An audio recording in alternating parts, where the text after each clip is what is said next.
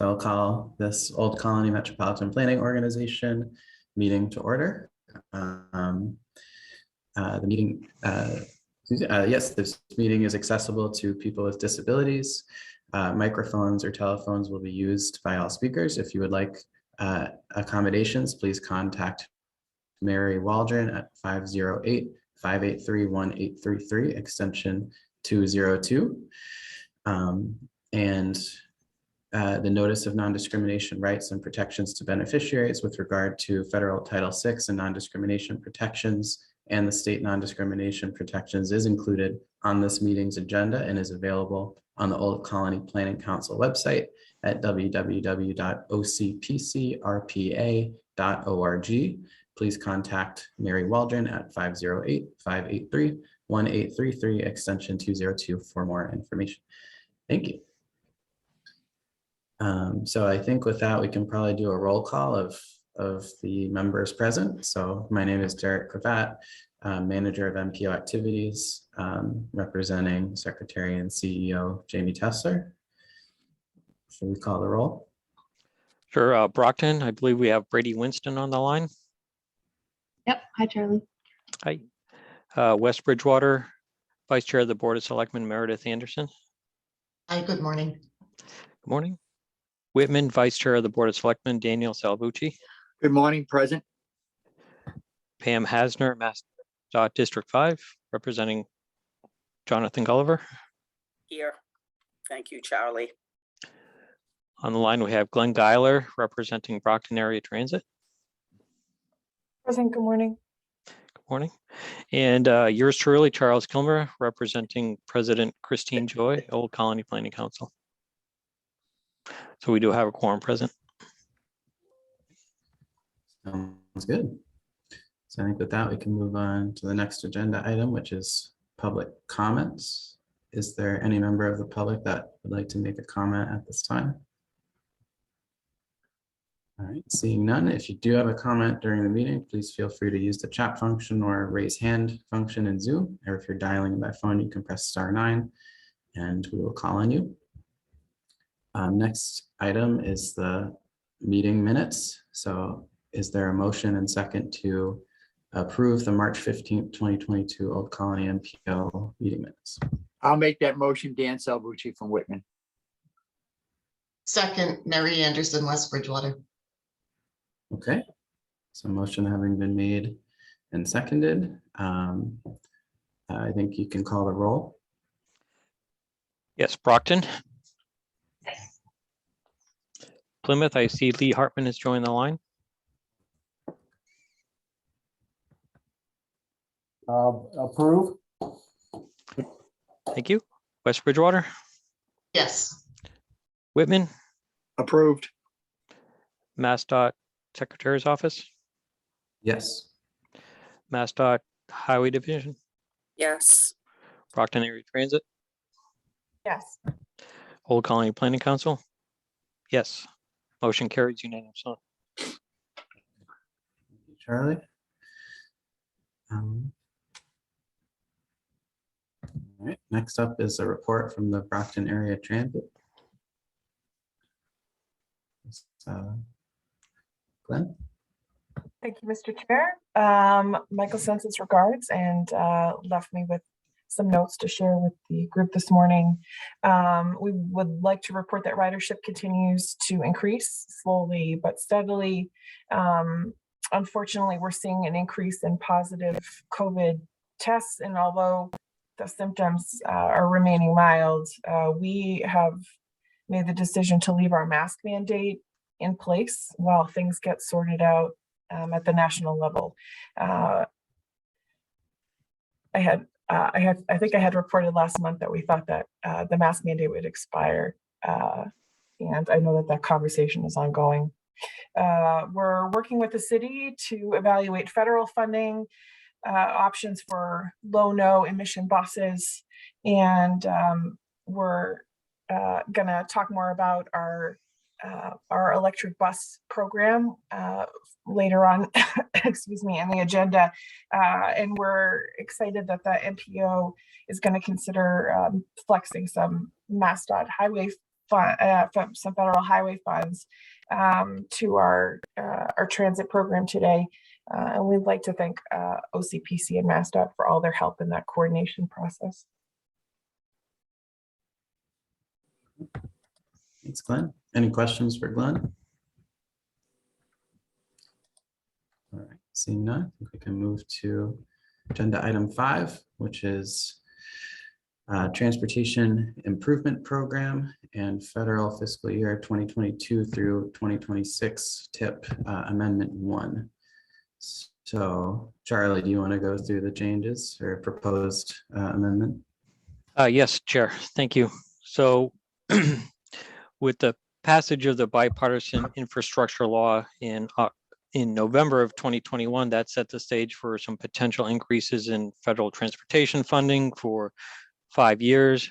So most recently, there was the passage of the 2022 Federal Appropriations Act, and that actually released the increase in funds for federal 2022. So that for the MPOs actually realize additional funding in their regional TIPs for programming.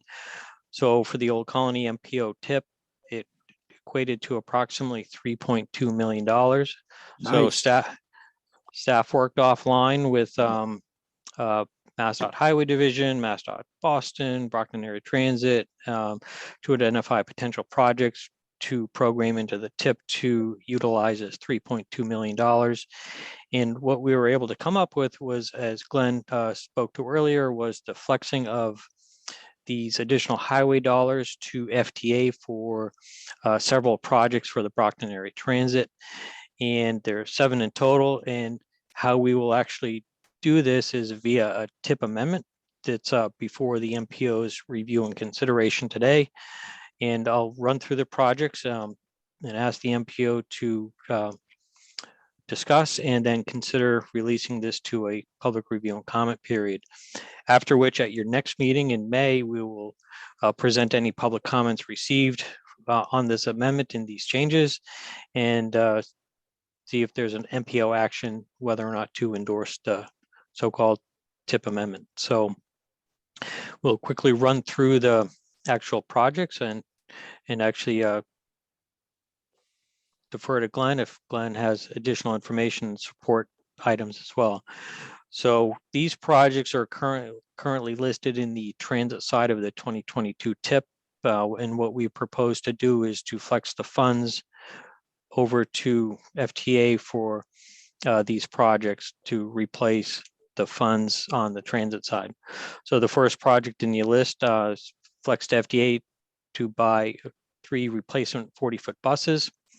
And you can see here there's a blending of funding line items. It's funded by 5307, 5339, transportation development credits, and other federal grants. So these funds will go over to FTA from the highway side. Project number 2 is flex for operating assistance in some total of about $1.5 million. Project number 3 is by intermodal improvements of pavement management in the amount of $250,000. Project number 4 on the next page is to purchase associated capital maintenance items to support BAD in its effort to maintain a state of good repair, and that's $100,000. Project number 5 is acquire miscellaneous support equipment in the amount of $100,000. Project number 6 is acquire replacement support vehicle, $45,000. And last but not least, to round out the 7 projects, is to acquire shop equipment, lifts, and maintenance equipment in the amount of $400,000. And on the next slide is the actual image of what the TIP amendment looks like in e-STIP language. And you can see this federal 2022, there's the 7 BAT items added to the TIP, where previously we had the Pembroke Route 36 project up on the top, and down below in section 2, we had the Avon Stoughton Route 24. So what's really impressive about this slide is not just the addition of the 7 needed projects for for Brockton Area Transit, but the sum total of approximately $20 million being allocated into the Old Colony region. So, staff thought that was really impressive, that dollar amount. And so that's a quick summary. I don't know if Glenn has any additional thoughts or items or clarifications at this point.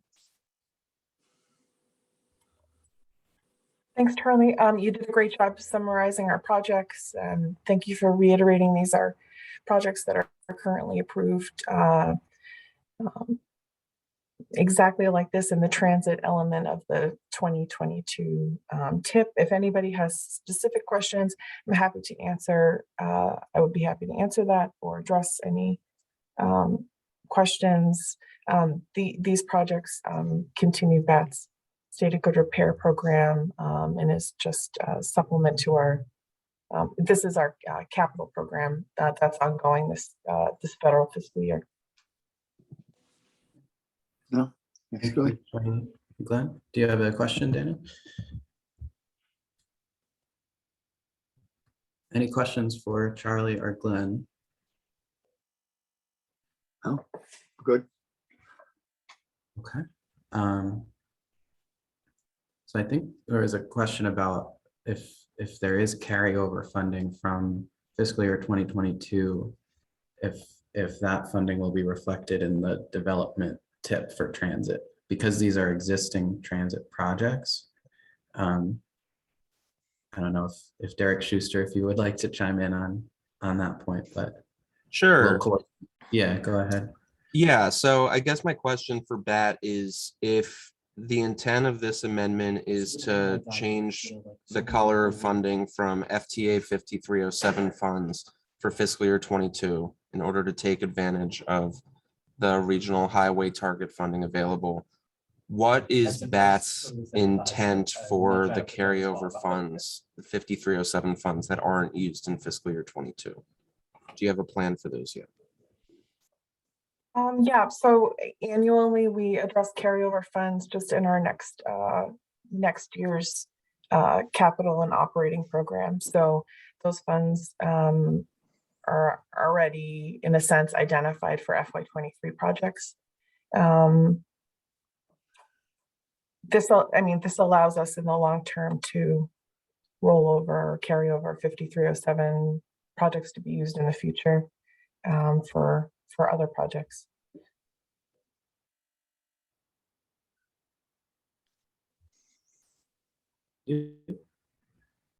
And one other question, how does this eat up the entire target in 22? I'm seeing the target available is zeroed out, right? So this will effectively zero out the remaining increase in the target, is that right? Yes, that is correct. Okay. Okay. If there are no other questions, I think I will then ask for a motion and second to, I guess this motion would have to be to remove these projects or keep them in the transit tip, but change their funding source from what they are now to other federal, and then simultaneously add these projects to the highway element of 2022 of the current tip and fund them with this STDG funding source. So is there a motion to release this as described just now for a 21-day public comment period? Yeah, I'll make that motion, Dan from Whitman. Okay, thank you. Is there a second? Come on, Lee. I'm on mute. Lee Hartman seconds. There you go. Back to the old days. Okay. So any other comments? I want to just give one more chance if there are questions. Yes, Pam. I just have one comment, seeing as the transit funds are being flexed, or highway funds are being flexed to the transit element, which is needed. I know that can definitely use the funds, but it just really showcases the need to advance highway projects and have highway projects in the queue. because it's just, it takes a lot longer to develop a highway project. And I've been working with Charlie and his team for years, many years now, to try to have projects developed and ready, especially of this scale, like a few $1 million, because quite often I've seen this over the years that, there could be an increase in funds, or, another project slips. There's a number of different reasons that things change. So I just think it's really important to be mindful to continue to develop highway projects in the event that funding becomes available and we can take advantage of that. So, thank you. Thanks, Pam. Derek Schuster.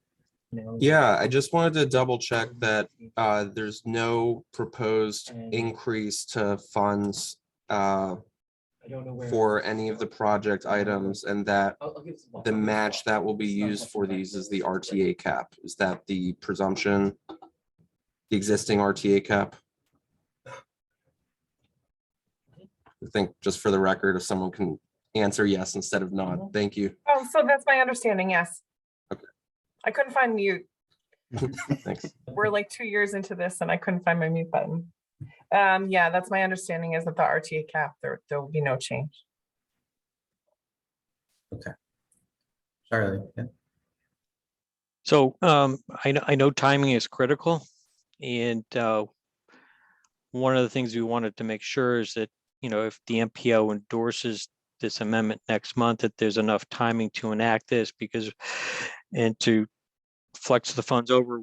We don't want to have a situation where things flex over and then if it doesn't get approved in the overall STIP when it's packaged up with the other amendments, that it would tie the hands of BAT to not get any of the projects. If That's a good timing doesn't work out, or how would it revert back to the original programming and not program the 3.2? Is there like an escape clause? If we don't pass a drop dead date by X, that it reverts back to the existing transit tip? That's a good question. Did you want to weigh in on that, Andrew? I can just weigh initially, and I know it's kind of also, up to the STIP process and everything. We've had some back and forth, just generally conversation about the timing for transfers to FTA. And while we can't guarantee that the transfer, if it's issued in May, while we can't guarantee that it'll be done before the end of the fiscal year, we'll make every effort to ensure that it does get through. And I think there will be a lot of these transfers this year. So it's really just kind of a process of how things move at headquarters on the financial books. But that said, I think if it's reasonably submitted before May, we should have a pretty good expectation that on our end, the books could clear, as long as it can get programmed in the STIP before then. Okay. Yeah, Derek Schuster. Yeah, I just wanted to assure the MPO, you're not the only MPO that's performing a similar action this month with Flex to FTA, given the circumstances with the BIL funds becoming available so soon. And MassDOT will do everything in its power as soon as these amendments are endorsed after the May action to make sure that not only does the STIP action get to FHW and FTA for their approval, but also to request the transfers of these highway funds to transit before the close of the fiscal year. Okay. Yeah, and we will look into that question during the comment period about whether there is some kind of clause that we could revert the funding back in the event that the transfer does not get made in time. So that's something we can look into with our Rail and Transit Division and with our federal partners as well. So we'll keep folks updated on that. Okay, so I know there's a motion and a second on the floor. I think with that discussion, we can go ahead and call the roll on that motion. Okay, Brady Winston, Yes. Lee Hartman, Yes. Meredith Anderson, Yes. Danielle Salvucci, yes, Derek Ravat, Yes. Pam Hassner, yes, Glenn Geiler, Yes. Charles Kilmer, yes. Motion carries unanimously. Thank you. So the next agenda item is the federal fiscal year 2023 to 2027 Old Colony Transportation Improvement Program. Review and potential release for public review and comment. Charlie, do you want to go over this one as well? Yes, thank you, Mr. Chair. So the MPO with assistance from MassDOT Boston, MassDOT District 5, Brockton Area Transit, the communities has worked to develop a 5-year programming of projects, both on the highway side and on the transit side. So in summary, we have about $68.3 million worth of projects on the road and bridge side. There are 11 road projects, 1 bridge project, and 1 safety project in Brockton. And on the transit side, we have approximately $26 million in capital items, and that includes the replacement of 17 fixed route buses. Next slide. So the MPO at its meeting in March reviewed a couple of scenarios of preferred sets of projects, and they following discussion and debate had arrived at scenario number 2 as the consensus preferred set of projects. So what staff did since the last MPO meeting was to bring that preferred set of projects into the full draft Old Colony Transportation Improvement Program. And on your screen is just a recap of scenario 2, the preferred set. 2023 is Stoughton intersection improvements on Central Canton Tosca Drive. Project number 2 and 23 is Stoughton Quarter improvements on 138. That's advanced construction phase 1 of 2. In year 2024, it's advanced construction phase 2 of the Stoughton Route 138 project. And the next project is Brockton Center at Plymouth Street signalization and geometric improvements. Next, we have Brockton intersection and improvements and related work on Center, Carrying Lyman Street. And the next project is the Brockton Systematic Countermeasure Safety Systems Implementation for the citywide and $4 million project. And we're going to work offline with the city of Brockton and MassDOT on developing the specific scope for this project. And the last project in 2024 is Plimpton Bridge Replacement, Winnetoxet Road over Winnetoxet River. In 2025, there's Brockton, Lyman, Grove, Summer Street, and Grove Street Bridge replacement. And we have Easton Quarter improvements on Route 138, and that includes the intersection improvements at 138 Elm Street. Next slide. And on 2026, we have 4 projects. The first being in Abington, Hancock, and Chestnut Street intersection improvements.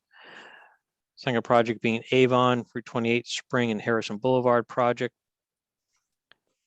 Duxbury signalization at Route 3 and northbound and southbound ramps. And last but not least, in 2026 is Hanson Route 14 advanced construction phase 1 of 2. In 2027, we have Brockton intersection improvements at Crescent, Quincy, and Massasoit Boulevard. And then we have phase 2 of the Hanson project, Route 14. So that's on the highway side. Next slide.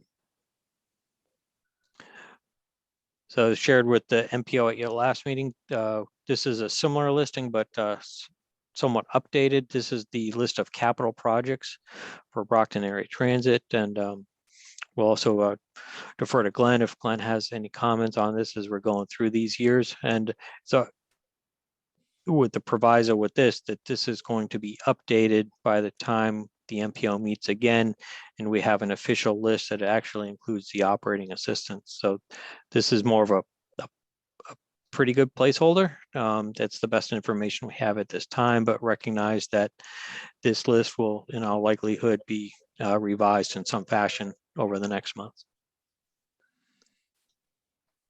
Sean, if you could just pan through these next 5 slides.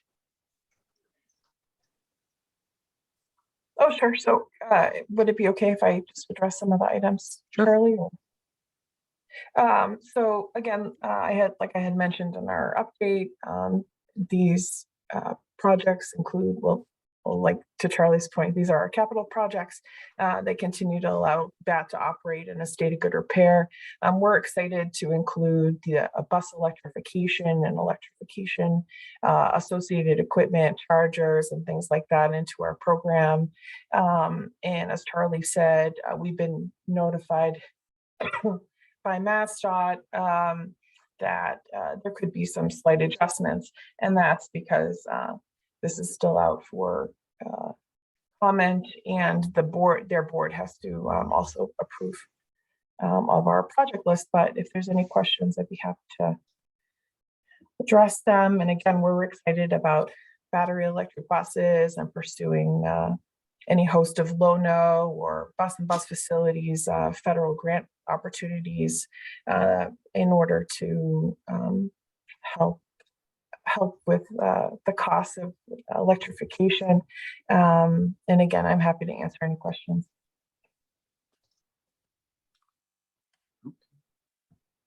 Thank you. Anything else on the tip, Charlie? Not at this time, unless anybody has any questions. Yeah, Charlie, I have a question. Dan from Whitman. Can you go back to 2024 on the Grove Street Bridge? Yes. Just to let you know, I travel over that area in Bridgewater, in Brockton, almost daily. And an incident that happened the other day is when I was stopped at a red light. There was an ambulance trying to get through over that bridge, and it was stopped because of the fact that it couldn't get through because of the bridge being closed, to one side. I just want to say the importance of getting that bridge done ASAP is, I think, something that needs to be looked at. And it's at 2024, and I'm surprised that it hasn't been done sooner. I don't think the project is that big of a project, but it is important being behind a fire station, and an ambulance goes over it all the time. And minutes mean everything to somebody that could be injured or even dying. So just my input on it. I just wish that it could be brought up and done sooner because of the safety issue of being, right behind the fire station. But my thought. Yeah, thank you, Dan. What we can do during the public comment period before the MPO meets again, we can work offline with the city and MassDOT and double check product readiness and year of program to see if there's a potential to move that up. And the other consideration would be, are there available funds to accommodate that project as well? Yeah, something, because as I say, that ambulance was stopped. People had to back away because they couldn't pull over to the side of the road because of the blockage of, closing the lanes down. And as I say, everything counts as far as when somebody's injured. So, okay, my input, that's it. Thanks, Dan. Pam, did you want to respond to that? Well, it is a municipal project, so we don't have control over the submissions, but I just did check on the schedule and the revised 25s. I know there was some questions, especially regarding complete streets elements, and the revised 25s are due in November of 22. So still, quite a few months off. So just echoing what Charlie said, we're more than happy to work with the city and try to expedite the design, but it sounds simple, but there's a lot going on with the bridge at the intersection, and then there's right of way, and there's hydraulics, and it's more complicated than what And it seems it appears at first blush. But Yeah. we're happy to work with the city and Old Colony to also try to expedite this. It depends how important it is to the mayor. You may want to contact them, and if there's any concerns, they can locate, talk to the fire department, that station's right there, and see if in fact, if they have any concerns for the fact that, vehicles, emergency vehicles cannot get over there in a significant amount of time as far as safety issues. So might be the way to go. My input, only because my son's a firefighter, paramedic in Natick, and I know the importance of it. Okay, thank you. Thank you, Dan. Good discussion. Any other questions or comments? Okay, seeing none, then I will ask for a motion and second to release the 23 to 2027 Transportation Improvement Program for a 21-day public review and comment period. I'll make that motion, Dan from Whitman. Lee Hartman, Plymouth second. There we go, Lee. All right, any questions or comments? Seeing none, I think you can call the roll, Charlie. Yes, Brady Winston, Yes. Lee Hartman, Yes. Meredith Anderson, Yes. Daniel Salvucci, Yes, Derek Cravat, Yes. Pam Hasner, Yes. Glenn Geiler, Yes. Charles Kilmer. Yes. Motion carries. Thank you. Charlie. The next item on the agenda is the Old Colony MPO self-certification compliance statement. Want to go over this one as well, Charlie? Yes, please. So we have two further action items before the MPO today, and these are brought to the MPO every year in the springtime for the MPO's review and potential endorsement. The first is certification of the MPO's transportation planning process. And there are 11 specific items. And while I won't read every specific line, I'll provide a high level overview of what these are. Item number one is Title 23 and Title 49. That's basically the highway side and the transit side of the Metropolitan Transportation Planning Regulations. Item number two is provisions of the Clean Air Act and how the MPO will work with its MPO partners and state partners in its planning to recognize and embrace and include air quality conformity determinations within the long range plans and the TIP. Next slide. And items 3 through 10 are essentially how the MPO will conduct its business in a non-discriminatory manner and be inclusive. So there are several items such as discrimination prohibiting on basis of race, color, creed, national origin, sex, age, or employment in business opportunities. And the like, that's item number 4.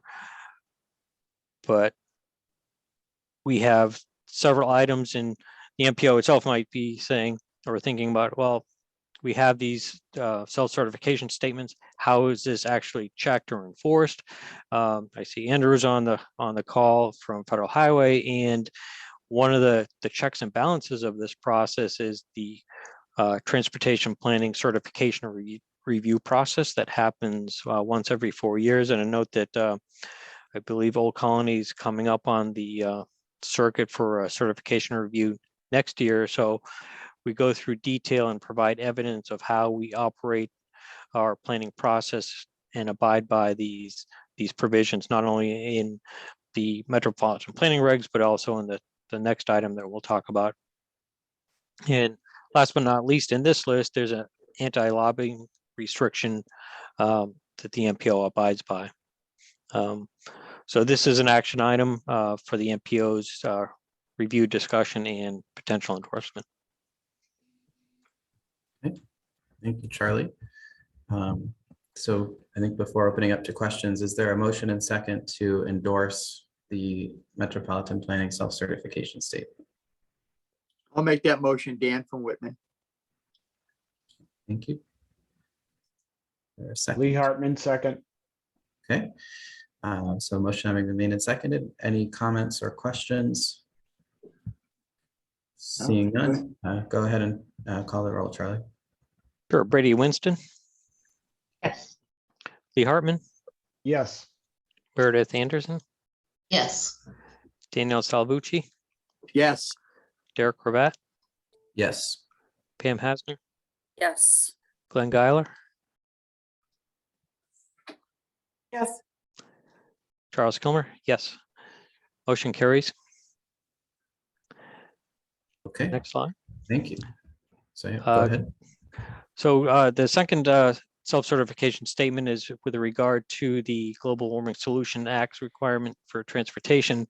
And much like the previous one, there's actually 11 items in this, and this is how the MPO program, transportation improvement and air quality determination is in compliance with these 11 statements.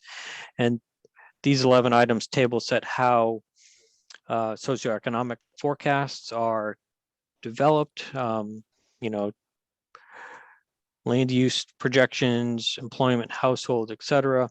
And importantly, what this empowers or requires the MPO to do is quantify, qualify, and report on not only the reduction in greenhouse gases in upcoming programs, but also to keep a running log of projects that are actually implemented, whether it's on the roadside or the transit side of the reduction in GHG emissions over time. So we've been tracking this and including this information in the tip since 2015.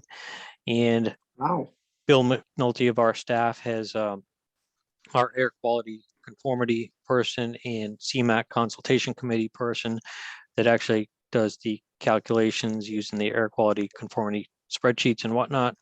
And so this includes a tracking of the GHG emissions and for not only each project, but the region in its sum total. So on the next slide. And this is just further information on the air quality process and stuff. So, I mean, if there's any questions at this time, I don't know if the folks at MassDOT have any clarifications. This is a Massachusetts requirement. No, I think you covered it, Charlie. I think the big thing is, yeah, this statement just confirms that MPO staff has complied with the provisions of the Global Warming Solutions Act to quantify things like CO2 for all projects, and did the due diligence to look at emissions impacts of all of the projects programmed on the tip, which, you know, the staff is always very good about and does a great job with each year. So any questions for Charlie? All right, then I'll ask for a motion and second to also release, I guess, no, not to release, but to endorse the self-certification statement for greenhouse gas assessments. I'll motion Dan Salvucci Whitman. All right, is there a second? Lee Hartman, second. Okay, thank you. I think you can call the roll, Charlie. Sure. Brady Winston, Yes. Lee Hartman, Yes. Meredith Anderson,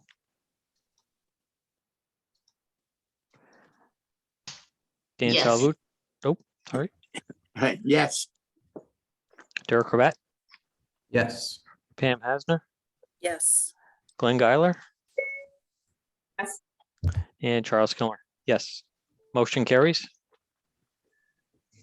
Thank you. So I think with that, we can move on to the next agenda item, which is administrative matters. Do you have a few items, Charlie? Yes, thank you, Mr. Chair. So what's exciting when we talk about the tip is, you know, the programming projects for the coming years, but this part's, you know, exciting to see projects coming to fruition and moving through the design process. So the first item for the MPO is virtual design public hearing for Center Carrying Lyman Street in the city of Brockton. MassDOT will be holding a virtual design hearing on April 26th at 7 p.m. And on the next page is actually the web link where you can find out more information for that and register to attend this virtual public hearing. Next slide. So we have a virtual design public hearing for the Easton Corridor improvements on 138 and including the intersection of 138 Elm Street. The design public hearing on May 12th at 7 p.m. And there's a link there where you can find more project information, public hearing announcement, and also to register for that public hearing. Next slide. And let's not forget the upcoming MassDOT Transportation Innovation Conference on May 24th and 25th. There's a web link where you can find out more information and register for that event. I don't know if that's what I had for specific announcements. And the next slide is confirming the dates and times for the next two MPO meetings. The first one being May 17th at 10 a.m. and the second one being June 21st at 10 a.m. Sounds good. Is there any other business from members? No. Okay. So seeing none, I think we can move on to the last item, which is adjournment. So I think for this, I don't think we have to do a roll call vote, so I'll just ask for a motion and second, and then if all the members could just vote, unmute and just vote, I think that will suffice. So is there a motion and second to adjourn? I'll motion to adjourn. Jump in, Lee. Second. All right, all in favor, please signify by Aye. saying aye. Aye. Aye. Objections? Okay, seeing none, we are adjourned. Thank you, everybody. And Thank we'll you. see next month. Good day. Thank you. Thanks, everyone. Thanks, everyone. Be Thanks, well. everyone.